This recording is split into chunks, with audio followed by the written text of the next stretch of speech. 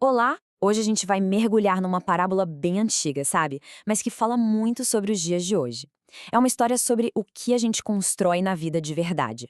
Uma história que nos faz questionar o que é segurança, o que é valor e, claro, o que a gente colhe daquilo que planta. Vamos nessa? E tudo começa com uma pergunta que, no fundo, todo mundo se faz em algum momento. O que é segurança de verdade? O que de fato protege a gente? É algo que dá para tocar, que dá para comprar? Ou será que é alguma coisa invisível?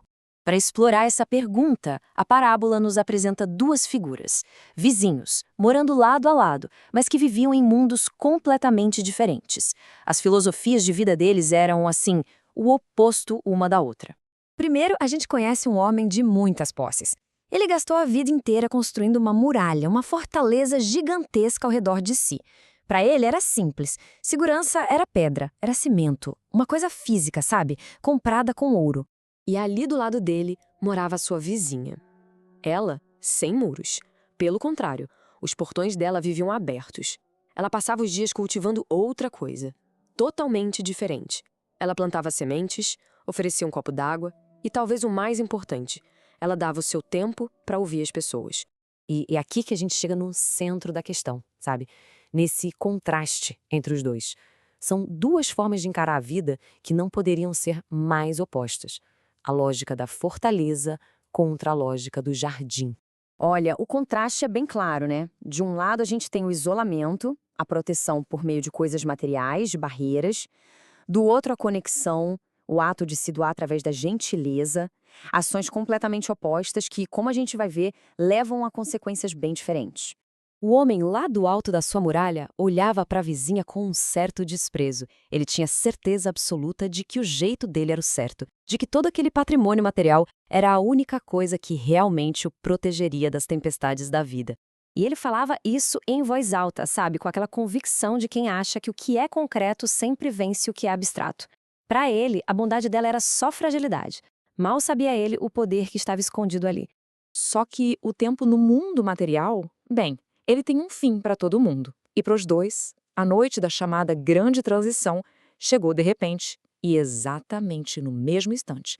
Certo, mas o que seria essa grande transição? A parábola explica que não é bem um fim, mas sim uma passagem. É o momento em que a consciência cruza aquela fronteira do mundo físico para uma outra realidade, uma dimensão mais espiritual. E é aqui que acontece a grande virada na história. Tudo aquilo que o homem achava que era sua maior proteção virou o seu maior fardo. As pedras, as posses, nada disso pôde atravessar com ele. Em vez de proteger, aquilo o prendeu, o puxou para baixo. Já com a mulher, nossa, a experiência foi o oposto. Quando ela atravessou, ela não encontrou nada.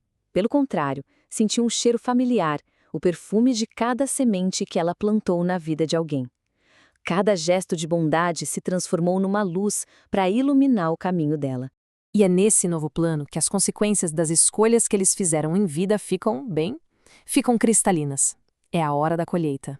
De repente, o caminho da mulher começa a se encher de luzes, de vultos luminosos.